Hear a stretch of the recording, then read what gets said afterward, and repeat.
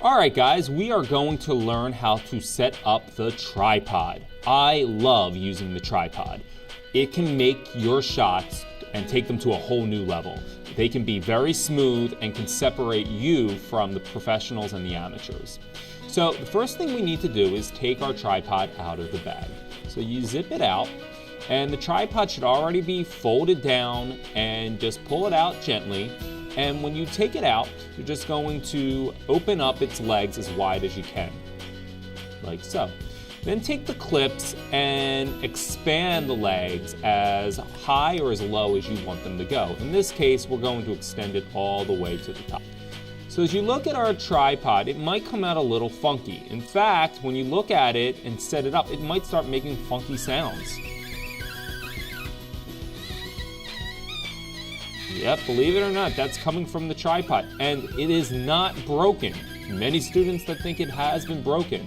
We can fix this easily. Now on the right-hand side of my tripod, you will see a lock knob. This will control my tilt, which is the up and down of the tripod. If I loosen this lock up, I'll be able to move my tripod up and down very easily, and we won't hear that squeaking noise.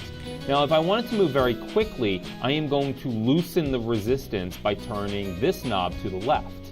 And if I want to add resistance and make it a little bit smoother, I'm going to turn it to the right, like so. And you'll see it has a lot more resistance and will create a smoother shot. I would lock my tripod if I didn't want it moving up or down. Now, in order to move my camera left to right, we call that a pan. And we're going to look for the lock underneath the tripod.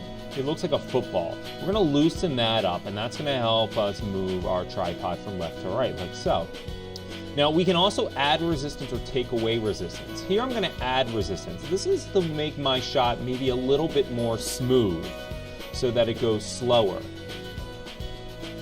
But if I wanted to make it go faster, then I'm going to take resistance away by moving it to the right. And now I'll be able to quickly move my camera left and right very, very easily.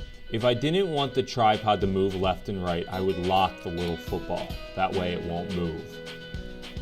Now, if we look at the green level on the tripod, we will see that we are not balanced. We can fix this by changing this lever underneath the tripod. So all you got to do is loosen it up. Don't loosen it too much or it will come off. And you will see that we'll be able to move our tripod head in any rotation we want. We want to put the tripod in such a way that the bubble goes right in the middle of the level. Very nice. Now there's one last knob, and this is to raise your tripod higher. You can loosen this knob, and what you can easily do is raise the tripod and then lock it down so that you can have a much higher head. Now if you want to bring it down, just loosen it up, and again, but this is always nice to have.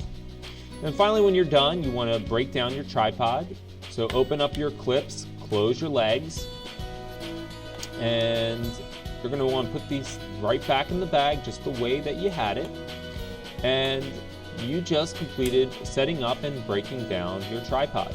Breaking down is definitely a lot easier than setting up, but once you know how to set it up and know how to problem shoot, you shouldn't have any problems. These tripods are made very sturdy. They are very well made, and so you shouldn't have any problem with them. Just keep working at it and you'll get better at it, I promise. The tripod is a great tool to make you a better cinematographer.